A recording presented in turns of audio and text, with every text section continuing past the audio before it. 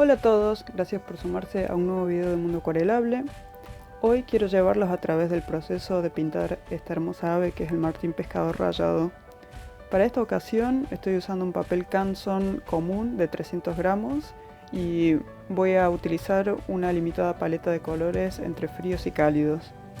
En otros videos ya me han visto usar más cantidad de lápices y de colores, lo que resulta en combinaciones mucho más variadas, pero en esta oportunidad quise enfocarme más en trabajar la gama de los tonos que brinda la mezcla de los colores principales de este pájaro, como son el marrón y el azul.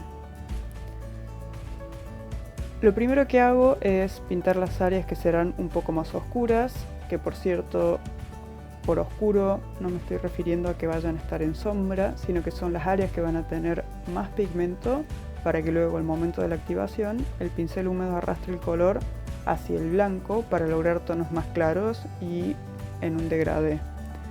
De lo contrario, si por más de que aplique menos trazos o con una presión mucho más ligera el lápiz en seco en las áreas iluminadas, nos va a quedar cargado al momento de la activación y va a resultar difícil despegar las áreas iluminadas de las áreas más oscuras.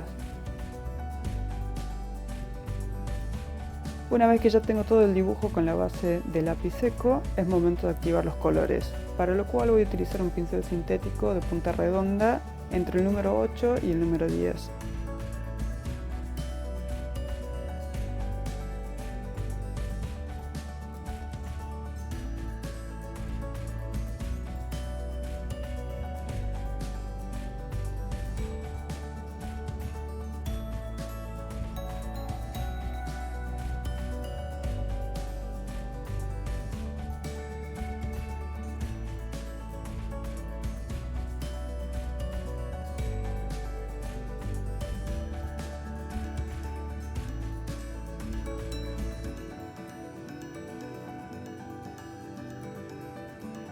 Como pueden ver, esta primera pasada de agua nos deja una base muy clarita, pero bien definida para ahora poder empezar a modelar mucho más las formas y los colores en la segunda capa que viene a continuación.